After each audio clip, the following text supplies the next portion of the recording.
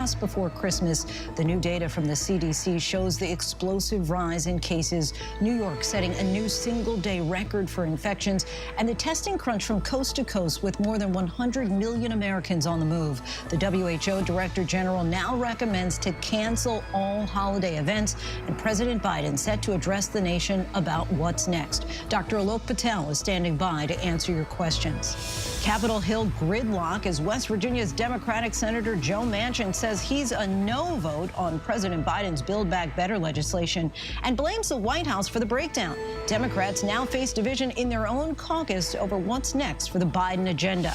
Verdict watch in the manslaughter trial of former police officer Kim Potter in Minnesota. The prosecutor calling her rash and reckless when she shot and killed Dante Wright during a traffic stop.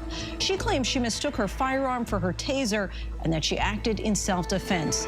Found alive, the chilling new details after a 19-year-old woman missing in Utah was found by police inside the basement of a home 5 days after she was last seen. A suspect now in custody facing kidnapping and assault charges. And a web of fans. The Spider-Man opening that shattered box office records and is raising hopes that despite the pandemic, the big screen is still the place for movie magic. Good evening, everyone. I'm Lindsay Davis. Thanks so much for streaming with us. We begin this week with perhaps an expected and yet still surprising development. 13 days ago, Omicron made up just 0.4% of all COVID cases in this country.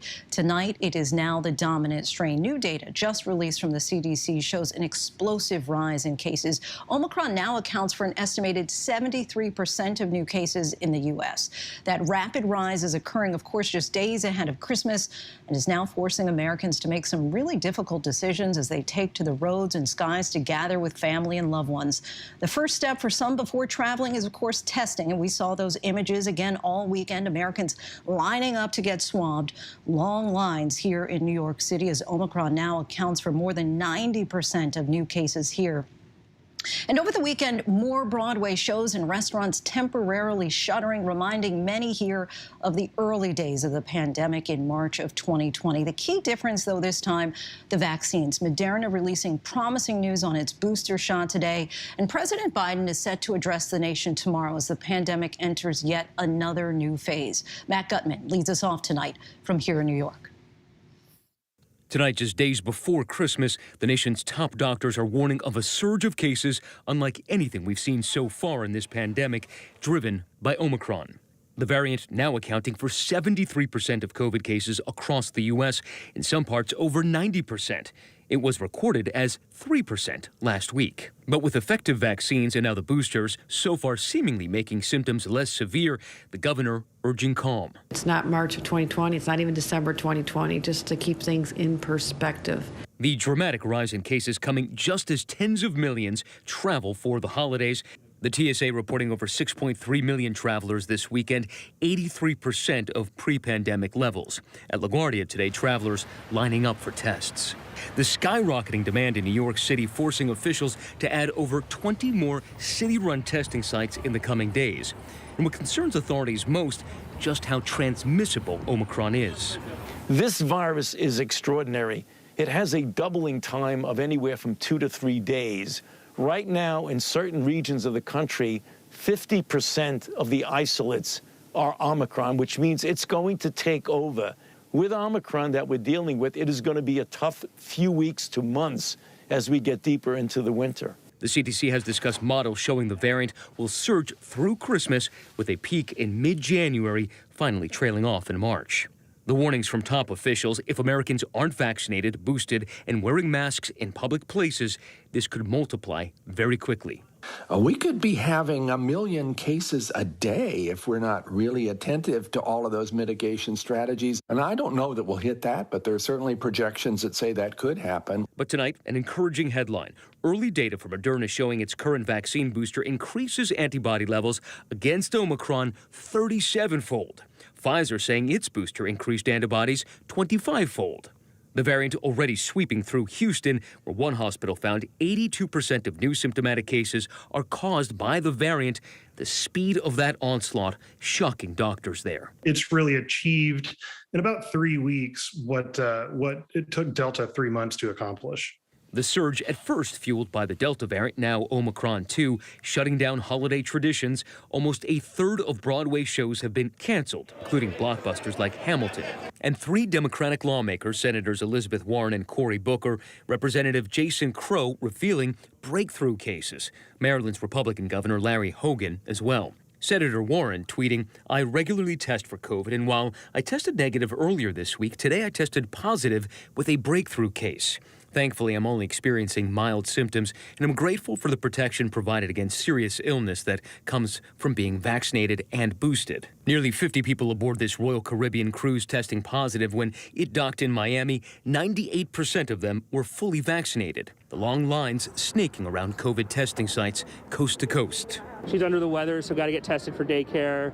And with Christmas coming up and the grandparents potentially visiting from West Seattle, we want to make sure she isn't spreading it to them. And in another sign of how politicized vaccines have become, fans of former President Trump booing when he acknowledged he got the booster. Did you get the booster? Yes. I got it too. Okay, so... Don't. In Michigan, which has been struggling through its latest surge for nearly 3 months, fewer than 15% of ICU beds are now available. We're definitely seeing an increase in the amount of ventilators being used. And one of the scary, or I should probably say sad things are that these patients, the overwhelming majority of them are not vaccinated. Those healthcare workers working overtime once again. Matt Gutman joins us now from New York. Matt, what do we know about what may be the first death from Omicron here in the United States? Lindsay, we know that this man died. He was in his 50s. He lived in Harris County. That's where Houston is in Texas. He was lived in the eastern part of the city. And we have just learned, tweeted out by the county judge, that the man was not vaccinated. This is something that the president is likely going to touch on tomorrow. The imperative for Americans to get vaccinated now more important than ever, and to get boosted. He is also going to talk more about the need for tests and going to try to make them more available, more accessible to the public. Lindsay. Right, health officials still trying to get the word out, that message for people to get vaccinated. Matt Gutman, our thanks to you. And there are, of course, so many questions about the Omicron variant. So let's bring back Dr. Alok Patel from Stanford Children's Hospital. Doctor, thank you so much for your time once again tonight. We're going to try and go rapid fire again with a lot of ground to cover here. You heard the headline, Omicron now dominant in U.S. cases. 13 days ago, Omicron made up just 0.4% of cases. Now it's 73%. Is there precedent for this kind of rise? You know, Lindsay, there isn't really much of a precedent with respect to this pandemic. This is a astronomically contagious disease. I've even heard some public health officials comparing this to measles because, you know, measles had this level of infectivity. Fortunately, a lot of us don't see measles anymore because vaccines work. And what's really concerning here is that this rise is faster than some of the policy changes that could actually blunt the spread. So it really is on the individual to do what they can to prevent that transmission. What's the most concerning thing in your mind about how quickly these cases have increased? You know, the biggest concerns to me are the unknowns with respect to what this truly can do compared to Delta to those who have no previous protection, either from recovering from COVID-19 in the past or from the more safe method from getting the vaccine. That's one of my biggest concerns. Also, there's a big concern in what could actually happen when a bunch of people get exposed and sick at the same time. Before we actually have room to handle it, we've already seen a toll on healthcare workers and our healthcare systems being stretched thin. You know, add on top of that an influx of people who are getting infected with the Omicron variant, and it could be a really tough winter. South Africa is 3 weeks ahead of us. So what can we learn, if anything, from the data coming in from there on cases, hospitalizations, and deaths? Because it sounds like initially they were saying that it is a lot milder, but the UK is saying that they're not seeing evidence of that. Well, fortunately, as you mentioned, 3 weeks in South Africa, which is usually kind of the lag time between this explosion of cases versus what actually translates into hospitalizations. And South African officials haven't seen that rise, which a lot of people at first are saying this is great news. I would hate to make a generalization based on this, because they have a high level of previous exposure. Maybe there's some natural immunity. There's also a thought that this could predominantly be affecting those young, healthy individuals. So again, I worry about those who are high risk, young kids or people who haven't yet gotten their vaccination. It's hard to make a statement based on South Africa, but I will take any silver lining we can get right now. Is there enough information yet on Omicron to know whether the symptoms are milder, though? There isn't yet any hard peer-reviewed evidence. But like I mentioned, that early data does suggest it might be more mild. But again, that is a generalization based on people who have some level of protection in the past, and we'll just have to wait and see what happens here in the United States. Of course, with the holiday travel season, there is a lot of attention right now on testing. Are basic at-home rapid tests coupled with all of your loved ones being vaccinated enough in your estimation to ensure safe gatherings? I do think that's a very safe way to go, especially if everyone's getting tested and you're getting those rapid antigen tests right before you go to a gathering, not a few days before, because you want to see if you're contagious. And also if you're having that open conversation and making sure everyone you see is vaccinated or boosted. And always remember, this is the same virus. So things like masks and ventilation and distance, those still work as well. But if anyone has any doubt, you really have to ask yourself, and it's an individual decision, if the risk is worth kind of what you're getting out of going and traveling for the holidays. And what I can anecdotally say is the overwhelming majority of people I know are not canceling their plans. So I hope that they're being safe and responsible. And I'm just curious on that note, when you talk about risk and reward, would you, for example, go out right now to a restaurant to indoor dining? Lindsay, I would, because the restaurants I'm going to, you have to have documentation of a vaccine. You have to be vaccinated in order to get that. But I will be completely honest, if I'm in a state or if I'm in a place where I don't know the status of everyone else, I'm not going. I just got back from Arizona yesterday. We didn't go into any indoor places because in Arizona, there are people in the airport who aren't wearing masks. They don't have a vaccine mandate in the same way we do in San Francisco. I still trust the vaccine, but I'm going to be completely transparent. This could all change depending on what we learn about the vaccine. I still have an adorable baby girl at home who I want to protect, who is not yet vaccinated, and she is top of my mind in terms of my personal exposure. Of course. And we've seen sports leagues like the NFL change what constitutes symptomatic in an effort to get asymptomatic players back on the field faster. In your estimation, if you are asymptomatic, is it possible to safely interact with others sooner than the standard 10-day quarantine? You know, this would be an educated guess based on what we've seen previously with previous variants. That's part of the tricky part of talking about Omicron. Now, previously, I would say if you're asymptomatic and you're fully vaccinated, I would feel safe about interacting with others. But again, you have to have that conversation with other people and tell them I've been exposed or I tested positive and see what other people's levels of comfort is. Are they high risk? Do they have underlying medical conditions? But I do hope everyone realizes that these efforts in terms of testing, quarantining, isolation are all to keep each other healthy, but also to make sure that we're keeping businesses and schools open. Dr. Alok, finally, a doctor at Johns Hopkins today said all of us have a date with Omicron. At this point, should we all be resigned to the fact that we're all going to get it? Is it just about minimizing its impacts? Lindsay, I feel like we're on the final level of like a dystopian video game, and the final boss is winter temperatures, holiday gatherings, complacency, and this highly contagious variant that, based on the numbers, everybody at some point is going to run into. So the best thing you can do is hedge your bets against winding up in the ICU and get vaccinated, get boosted, and do everything you can to protect yourself. Dr. Alok Patel of Stanford Children's Health, always great to speak with you. Appreciate the honest, upfront talk about all things COVID. That's how we roll, Lindsay. Thank you. Thanks for rolling with us. And we turn now to Washington, where Democratic Senator Joe Manchin of West Virginia may have delivered a potentially devastating blow to President Biden's economic agenda, saying this weekend he is a no on that nearly $2 trillion Build Back Better bill that has already passed the House. So is the legislation dead, or is this all part of hardball negotiations? Here's our chief White House correspondent, Cecilia Vega. Tonight, ABC News has learned of a phone call between President Biden and West Virginia Senator Joe Manchin. That call happening just hours after Manchin declared that he's a no on a key piece of the president's domestic agenda. Today, the White House declaring the Build Back Better plan is not dead. We're ready to move forward and get this done, and work like hell to do that. But the reality, the White House was blindsided by Manchin's announcement on Fox News. I've tried everything humanly possible. I can't get there. You're done. This is a no. This is a no on this legislation. Press Secretary Jen Psaki in a blistering statement calling it a sudden and inexplicable reversal and a breach of Manchin's commitments to the president.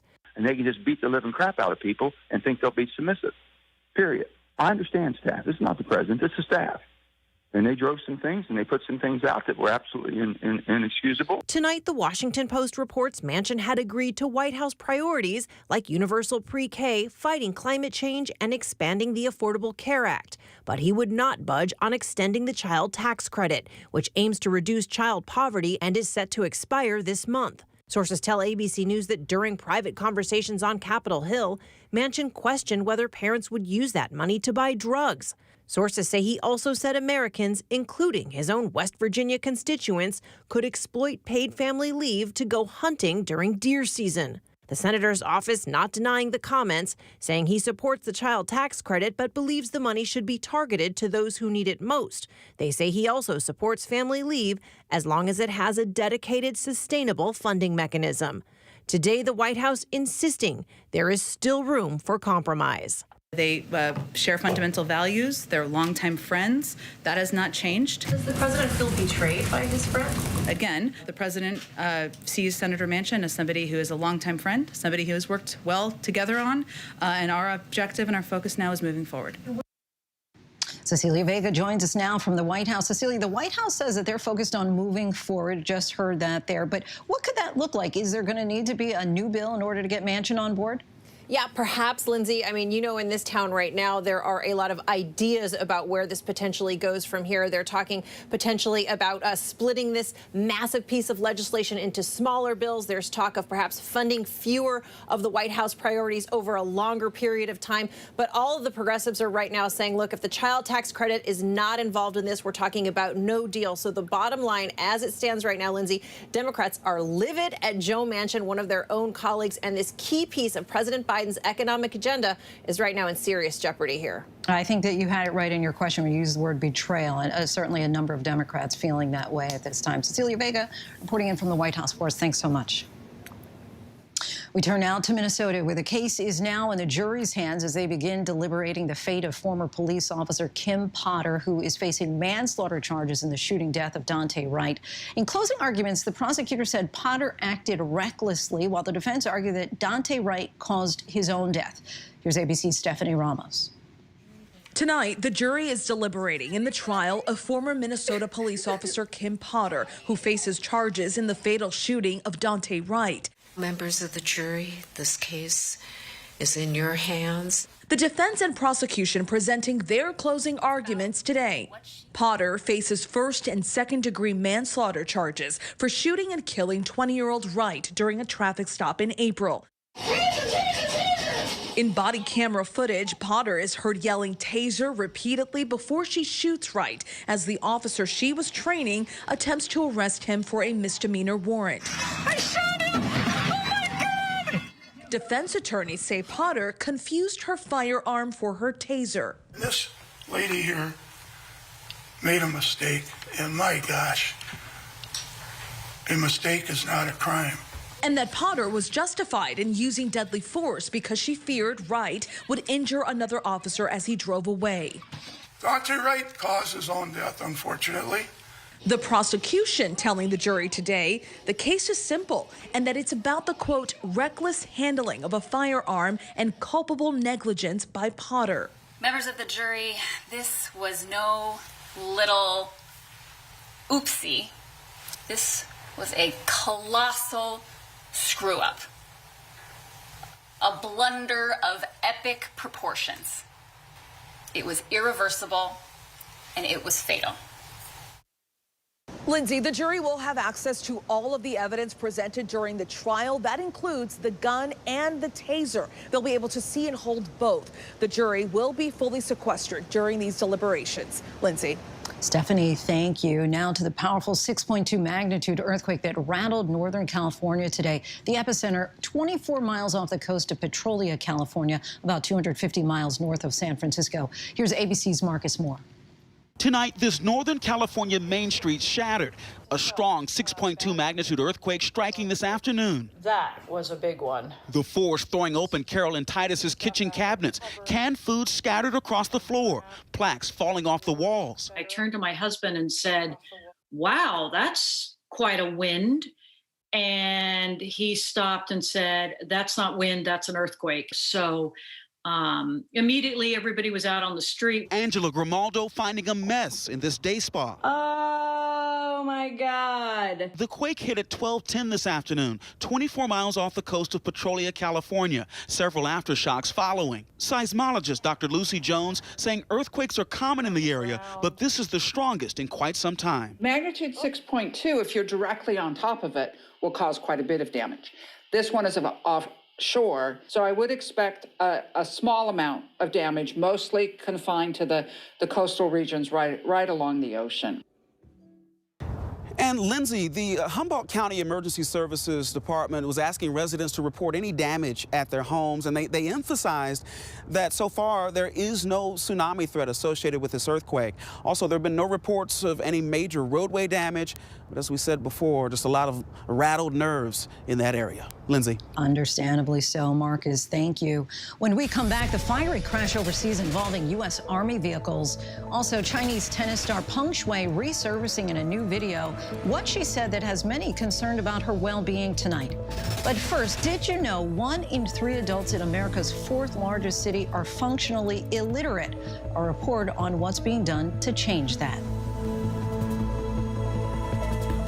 With so much at stake, so much on the line, more Americans turn here than any place else. ABC News World News Tonight with David Muir, America's #1 most watched newscast, now streaming on ABC News Live. It was a scary time. In the 70s, you had multiple bodies showing up in Los Angeles. There were so many murders happening. You had to have a name for it, serial killer. There was a human head in there. This was premeditated evil. You have this clock. This person is going to do this again. It's me against the killer. Who's going to win? We'll see who laughs last. What came next was unlike anything they had ever seen. Admit it. These days, what you need to know seems to change just about every day. What is it that you really want to know, need to know? To help you not just get through your day, but to make the most of it. Feel smarter. Feel better. Feel happier. Well, how about a 3rd hour of Good Morning America? GMA 3, what you need to know. Now streaming on ABC News Live. It's all about you. I risked my life. I put my family in danger. If I was caught, they would have put a bullet in my head. But it was the right thing to do. It was the only thing to do. Terror plot foiled in Garden City, Kansas. That would have been one of the most deadly acts of domestic terrorism ever in the United States. It would have been Oklahoma City. He put his family, himself in jeopardy for us.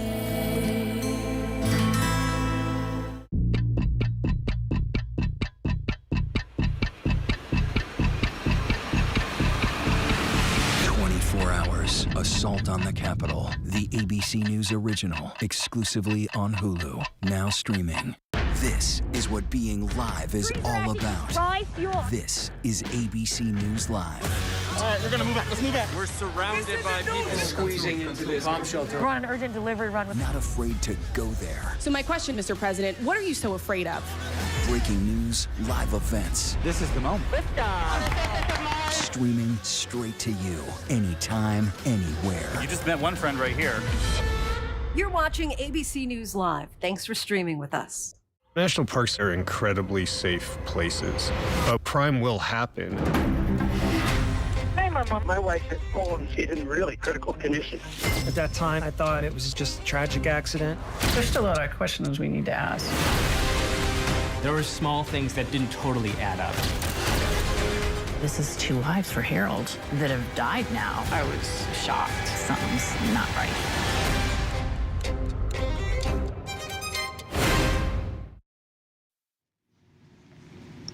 A fiery scene along the Autobahn in Germany after 3 U.S. Army trucks were struck by a commercial truck, causing this major fire. 8 soldiers were taken to the hospital as a precaution, but officials say there are no known injuries. Now to the illiteracy crisis in this country. Imagine going through your entire adult life unable to read or write.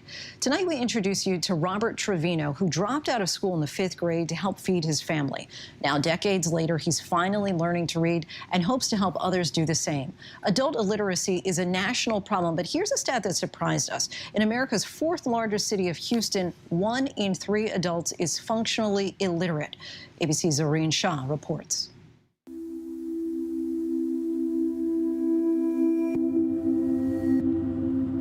I always watch out for markers, you know, to get where I need to go, because I don't know names of streets or nothing.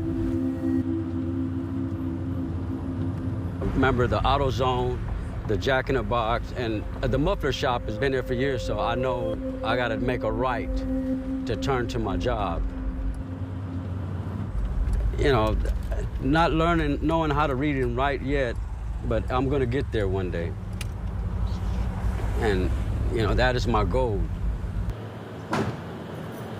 Every school that I went to try to learn how to read and write, they didn't want to help me because they told me I was too far behind and they couldn't help me.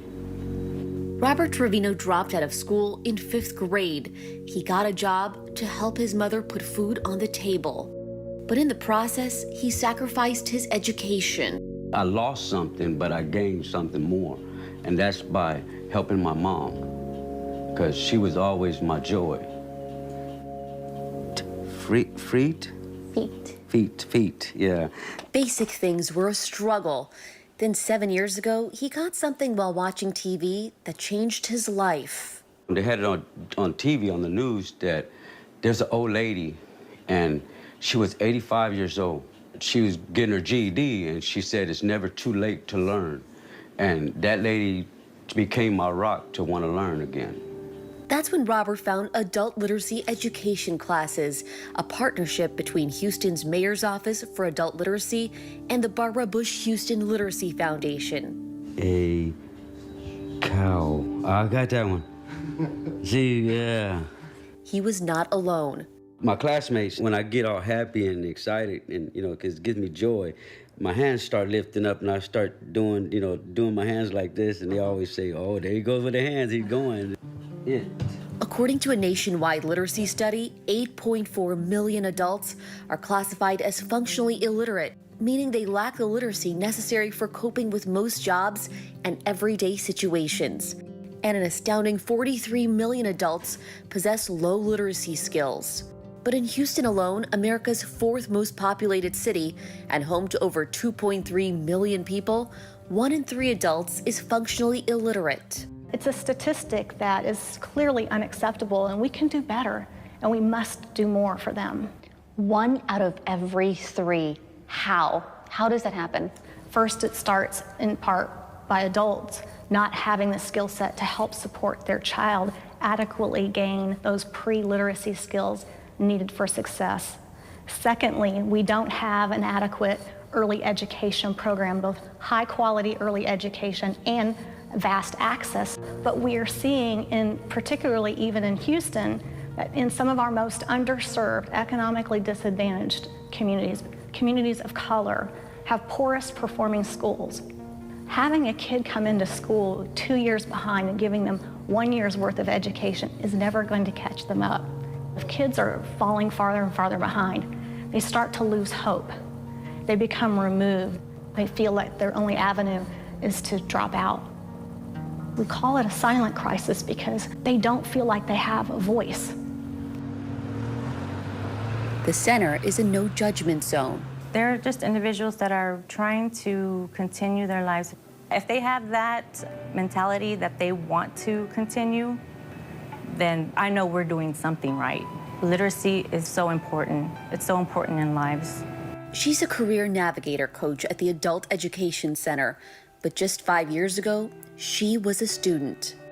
I can just relate, not just, especially if with my parents, you know, it's hard, you know, for them to go through, excuse me, I'm sorry. Don't be sorry.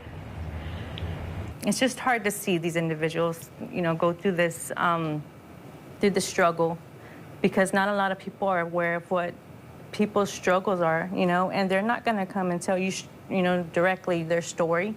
They want to feel that trust, and usually that's what we feel, is they're trusting us with their lives. Currently, the Adult Education Center serves an average of 200 adult students a semester and says they have an over 70% success in students reaching their education goals. There's so many reasons why someone would want to learn how to read, but is it dangerous to be illiterate? Yes, I believe it is dangerous, whether it be a documentation or just something that they're signing because someone comes up to you. I mean, this world, it's full of great people, but it's also full of bad people. People that are looking to take advantage of others. Robert says he experienced that firsthand. He tells us he was behind bars for 2 months after unknowingly confessing to a crime he says he didn't commit. They kept telling me, I need you to sign this, and I asked them, well, can you read it out to me? Because I don't know what it says. I can't read and write. And the 2 times they told me, sign it if you want to go home. So I said, okay. So I signed it. I didn't know what, and I didn't think nothing about my rights. Struggles with adult literacy go far beyond Houston. Even more on a national level. Houston's mayor committing to helping the residents of his city. That's systemic. That's not because people are lazy or because they don't want to work or because they're inferior. Hell no, okay? It's simply because systemically we have left a lot of people behind. And now it's our jobs to do everything we can to help them to catch up. Catch up and give back. What's the biggest goal you have that you want to do when you can read perfectly? Be able to teach others, because something that I never had. You want to teach people like you? Yes, and want to tell them, don't be afraid and don't be embarrassed, because I'm not.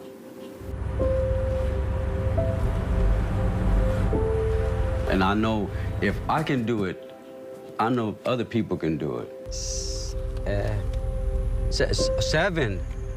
Oh man. And I'm gonna get better, because I want to get better. Thanks to Zoreen for that. Still ahead here on Prime, held captive in a basement tonight, the harrowing details of what happened to a missing college student now found safe. Overseas tonight, the major victory for a millennial. Much more on the man set to become Chile's youngest president. And the newest Spider-Man shattering not only pandemic-era box office records, but all-time records. We go by the numbers. But first, our tweet of the day. President Biden following the old adage, if you want a friend in Washington, get a dog. Welcoming new puppy Commander today.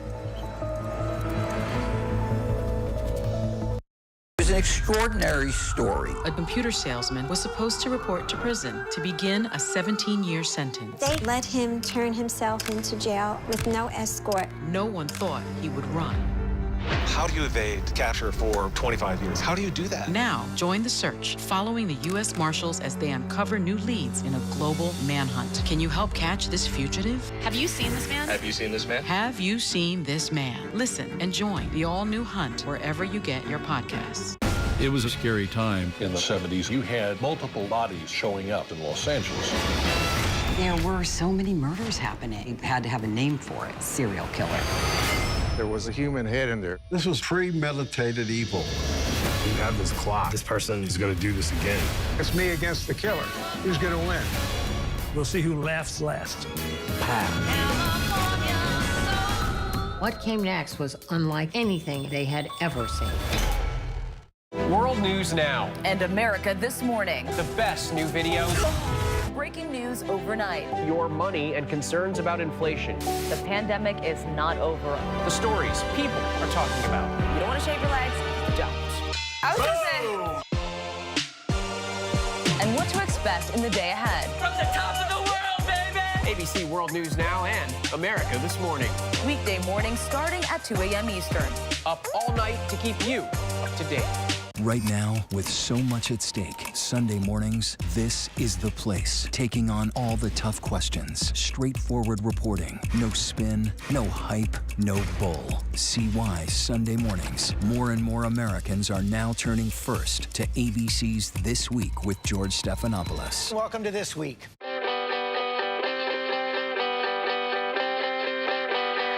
Let's do this. When you wake up in the morning, when you wake up in the morning, darling, I'll be by your side. I'll be there by your side. I'll be everything you wanted. I'll be there by your side. If you need a light to shine it, hold up your hand, let the stars shoot again, let the light shine in through the dark. Good morning, America. This is what being live is all about.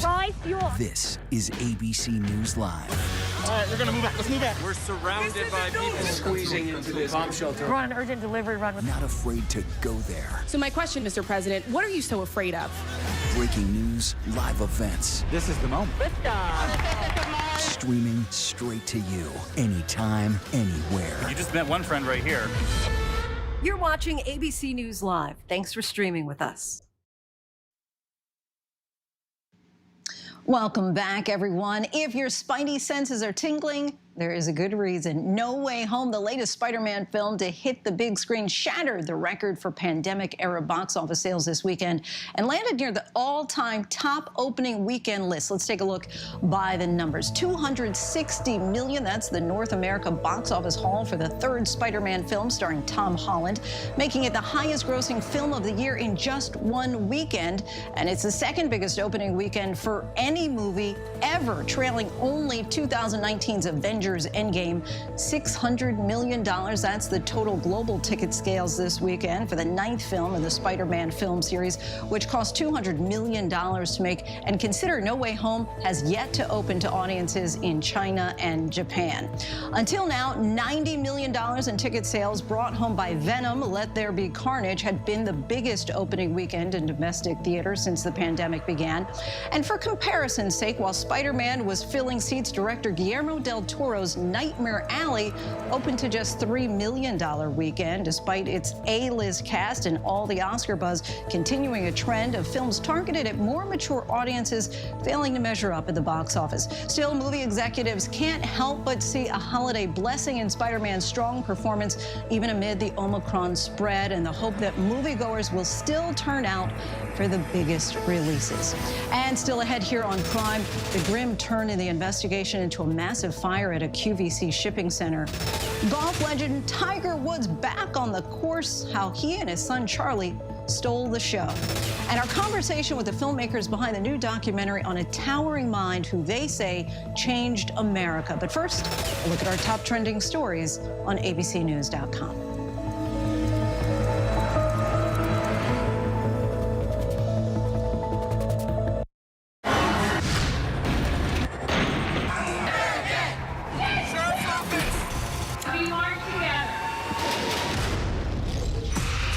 Powerful stories of our time, anytime. Nightline. It's an extraordinary story. A computer salesman was supposed to report to prison to begin a 17-year sentence. They let him turn himself into jail with no escort. No one thought he would run. How do you evade capture for 25 years? How do you do that? Now, join the search, following the U.S. Marshals as they uncover new leads in a global manhunt. Can you help catch this fugitive? Have you seen this man? Have you seen this man? Have you seen this man? Listen and join the all-new hunt wherever you get your podcasts. Now streaming on ABC News Live 2020. True crime, cinematic, real-life drama, stunning, the unthinkable. Follow the clues. The Hunt. True crime 2020. Now streaming on ABC News Live. National parks are incredibly safe places, but crime will happen.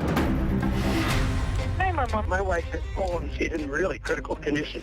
At that time, I thought it was just a tragic accident. There's still a lot of questions we need to ask. There were small things that didn't totally add up. This is 2 lives for Harold that have died now. I was shocked. Something's not right.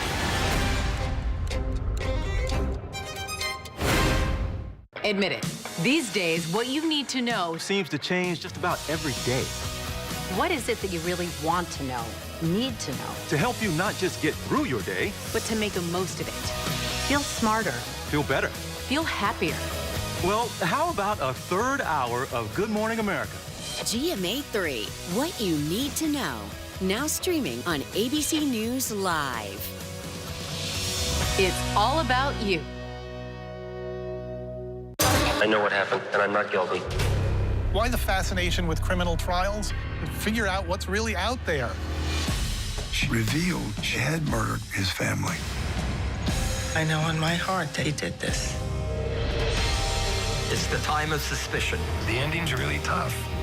You don't know whether truth is going to be difficult to find unless you try to find it.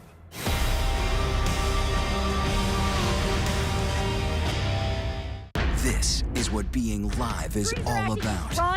This is ABC News Live. All right, we're gonna move back. Let's move back. We're surrounded by people squeezing into this bomb shelter. We're on an urgent delivery run. Not afraid to go there. So my question, Mr. President, what are you so afraid of? Breaking news, live events. This is the moment. Streaming straight to you, anytime, anywhere. You just met one friend right here. You're watching ABC News Live. Thanks for streaming with us.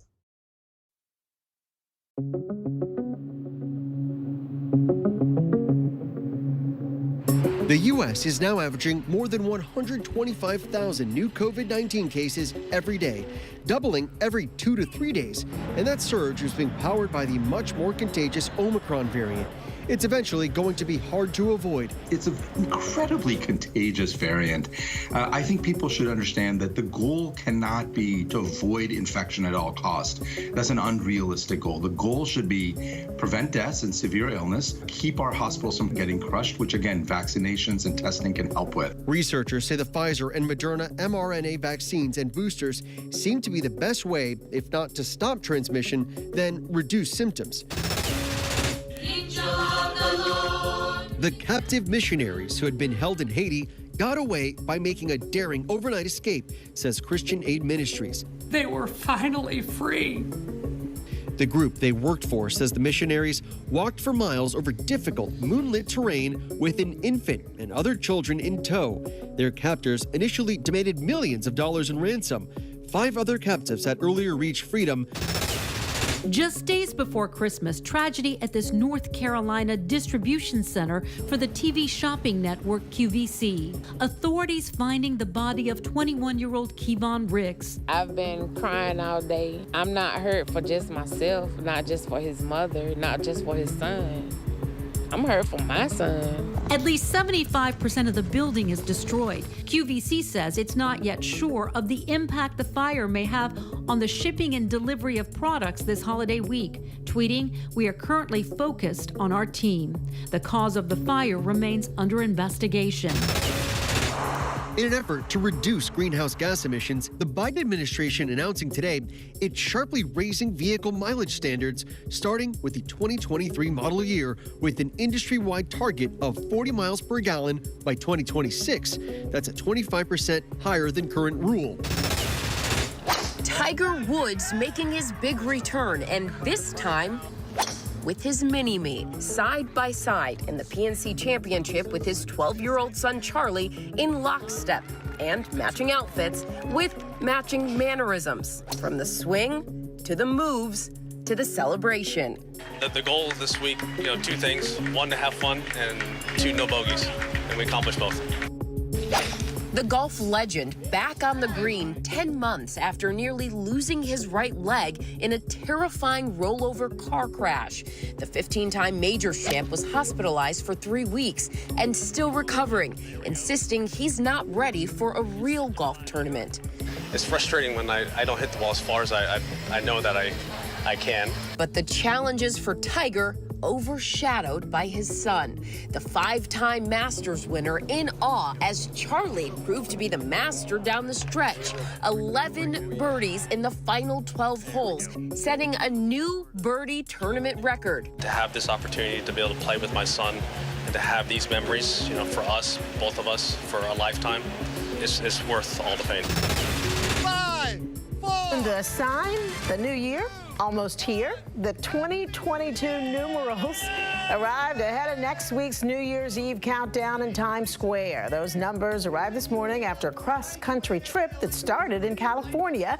They'll be on display on the plaza until Thursday. The numbers will then be prepared to be placed atop One Times Square for New Year's Eve. Welcome back, everyone. A Utah college student is now back with her family tonight after vanishing last week. Her parents reaching out for help after they got a text message from her saying only, "I love you." Police say they then were able to track down her cell phone and found her held captive nearly 90 miles from her school. Here's ABC's Kaylee Hartung. From the heart of a mother, I express my gratitude to you. Tonight, the family of Madeline Allen says she is alive and safe after a harrowing week allegedly held captive. Allen was last seen December 13th in this surveillance video, leaving her dorm at Snow College in Ephraim, Utah, carrying a plastic bag. According to an affidavit, Allen met 39-year-old Brent Brown in an online chat group, and they arranged to meet. But authorities say the relationship quickly became non-consensual and violent. The next day, Madeline telling investigators she realized the situation she was in. And even though Brown allegedly took her phone, she was able to text her parents, "I love you." Her parents contacting authorities. Dear Maddie, if you can hear us, you're not alone. Authorities say Brown assaulted Allen, tied her up while he was at work, and threatened her, saying if she left or told anyone about him, he would come after her family and sister. But police had already pinged Allen's cell phone. After an extensive search, Allen was found at Brown's home in Loa, Utah, 90 miles away from school, in a cold storage area of Brown's basement. And Lindsay, Brown has been arrested on multiple felony charges, including aggravated kidnapping and obstruction of justice. Lindsay? Kaylee, thank you. We're tracking several headlines around the world. Chileans elected a new president yesterday. 35-year-old Gabriel Boric, a leftist and former student leader, rose to prominence during the country's anti-government protest. Boric will become Chile's youngest ever president and only the second millennial leader in Latin America. He ran on a promise to tax the super rich, to expand social programs, and fight inequality. Peng Shuai, the Chinese tennis star who sparked global concern for her safety after saying that she was sexually assaulted by a former Communist Party leader back in November, has now retracted her comments. In an interview with a Singaporean publication, she denied ever saying that she was a victim of sexual assault and asked to be left alone. The Women's Tennis Association has called on Chinese authorities to ensure her safety and to give her a chance to freely speak about what happened. And in Hong Kong, pro-Beijing candidates claimed victory in legislative council elections amid record-low voter turnout. It was the first election since the sweeping new security law was imposed by mainland China. Pro-democracy groups criticized the election. Only candidates screened by Beijing were permitted to run. And now to one of the most influential figures in the battle for gender and civil rights in America, but you likely have never heard of Pauli Murray, an activist, a writer, a priest, and a lawyer. And a new Amazon documentary takes a look at Pauli's remarkable life. Here's a sneak peek. My name is Pauli Murray, and my field of concentration has been human rights. My whole personal history has been a struggle to meet standards of excellence in a society which has been dominated by the ideas that blacks were inherently inferior to whites and women were inherently inferior to men.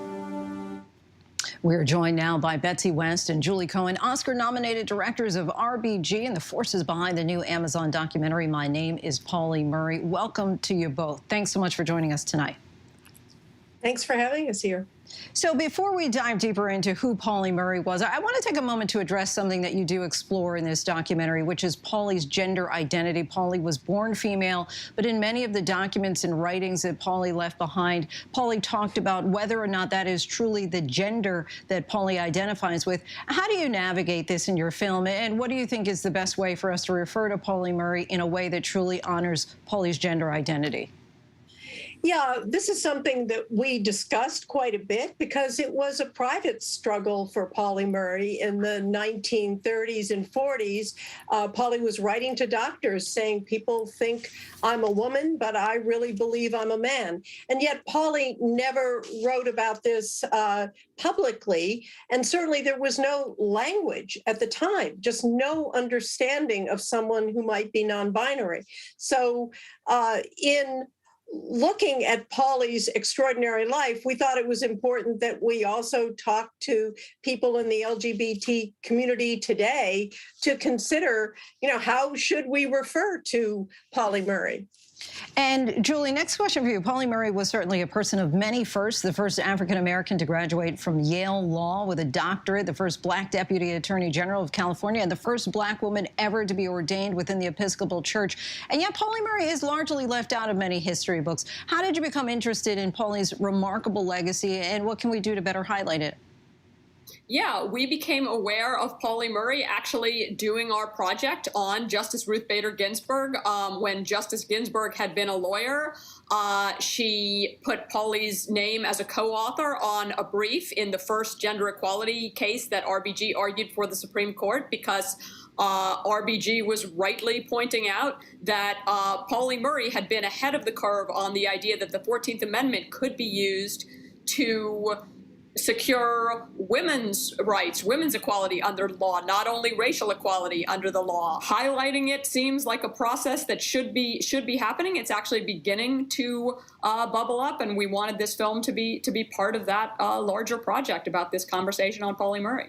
And Betsy, Julie just mentioned this, but want to take this to you. The late Supreme Court Justice, as she just mentioned, Ruth Bader Ginsburg, credited Pauli Murray with laying the foundation for her fight on gender rights, saying, we were not inventing something new. We were saying the same things that Pauli had said years earlier at a time when society was not prepared to listen. How would you describe the importance of Pauli's work in laying that foundation for today's gender and civil rights in this country?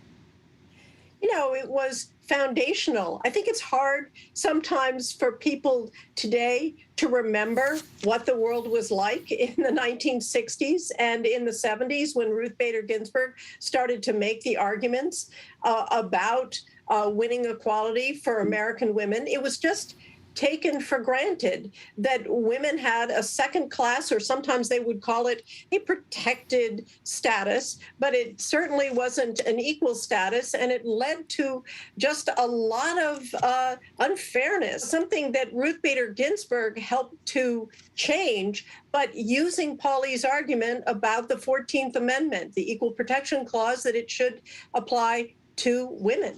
I just want to circle back to how do we refer to Pauli Murray to finish that up. We refer to Pauli often by Pauli's chosen name, Pauli, born Anna Pauline, Pauli like Pauli. And, we don't know if Pauli were here, if Pauli would want to be called she or her or they or even he. And so often in conversation, Julie and I will refer to Pauli as Pauli.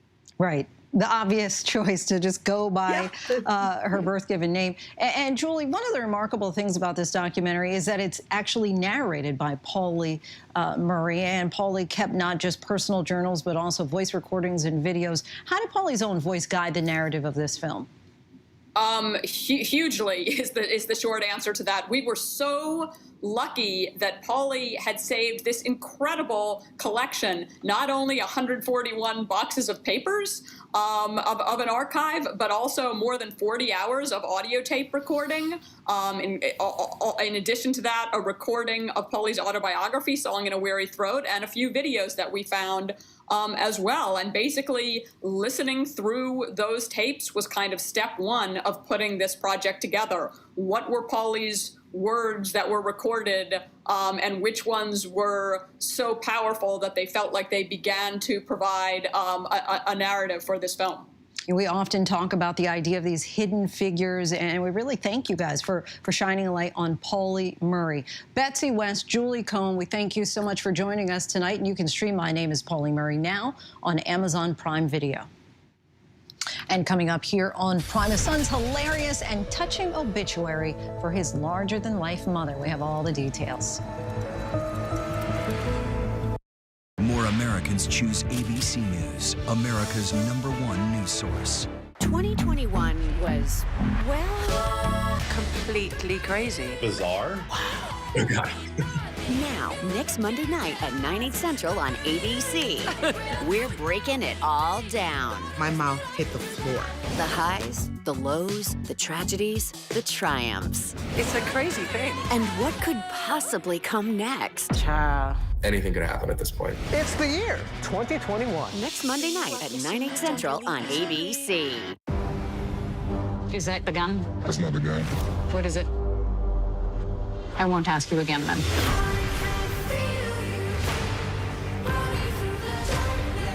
Are you a Nazi? The deeper you go into black markets, You could be putting your life at risk. the darker it gets. Why hasn't anyone come out and spoken? It's about the money. That's why we do it. Trafficked. New episodes Wednesdays at 9 on National Geographic. Wait. GMA is really doing the Santa's workshop? We're talking all the way up north to Finland? Really? I mean, we got cleared to get in, all access? That's right. Tomorrow, we'll see who's naughty or nice. I better not be on that naughty list. Tomorrow, GMA is live from Santa's workshop. It was a scary time. In the 70s, you had multiple bodies showing up in Los Angeles. There were so many murders happening. You had to have a name for it, serial killer. There was a human head in there. This was premeditated evil. We have this clock. This person is going to do this again. It's me against the killer. Who's going to win? We'll see who laughs last. What came next was unlike anything they had ever seen.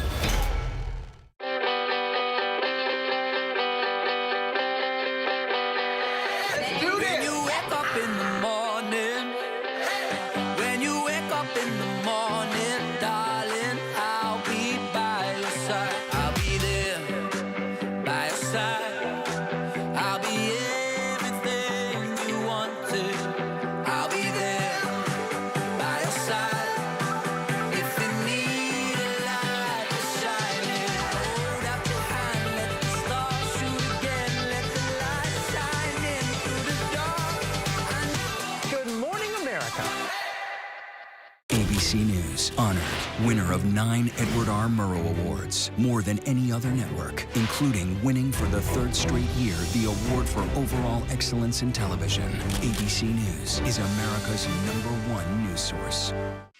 With so much at stake, more Americans turn here than any other newscast. ABC News World News Tonight with David Muir, America's #1 newscast and the #1 program on television.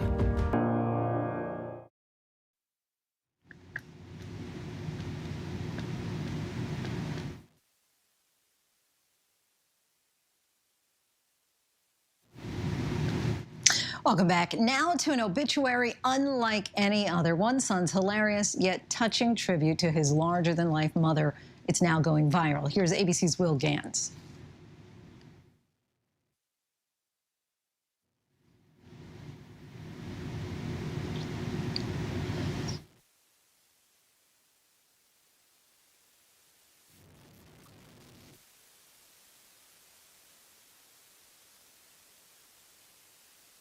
With so much at stake, so much on the line, more Americans turn here than any place else. ABC News World News Tonight with David Muir, America's #1 most watched newscast, now streaming on ABC News Live. I risked my life. I put my family in danger. If I was caught, they would have put a bullet in my head. But it was the right thing to do. It was the only thing to do.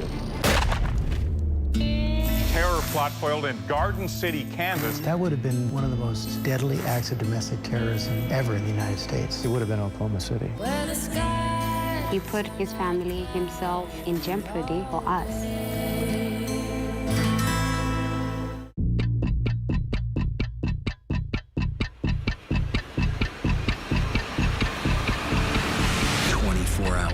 Assault on the Capitol, the ABC News original, exclusively on Hulu, now streaming. National parks are incredibly safe places, but crime will happen. Hey, Mama. My wife has fallen. She's in really critical condition. At that time, I thought it was just a tragic accident. There's still a lot of questions we need to ask. There were small things that didn't totally add up. This is 2 lives for Harold that have died now. I was shocked. Something's not right.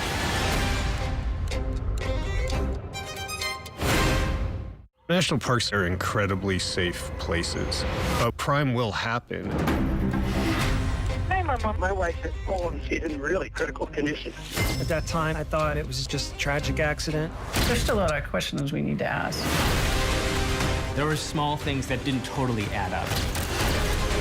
This is 2 lives for Harold that have died now. I was shocked. Something's not right.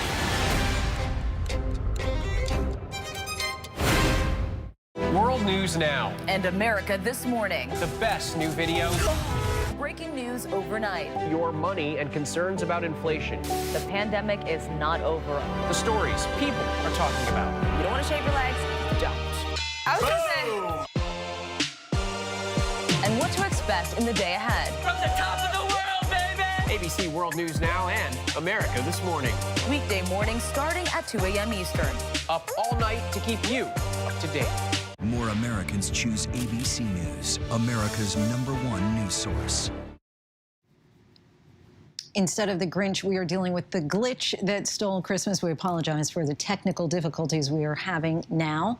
That is the end of our show for this hour. Be sure to stay tuned to ABC News Live for more context and analysis of the day's top stories. We thank you so much for streaming with us. Good night.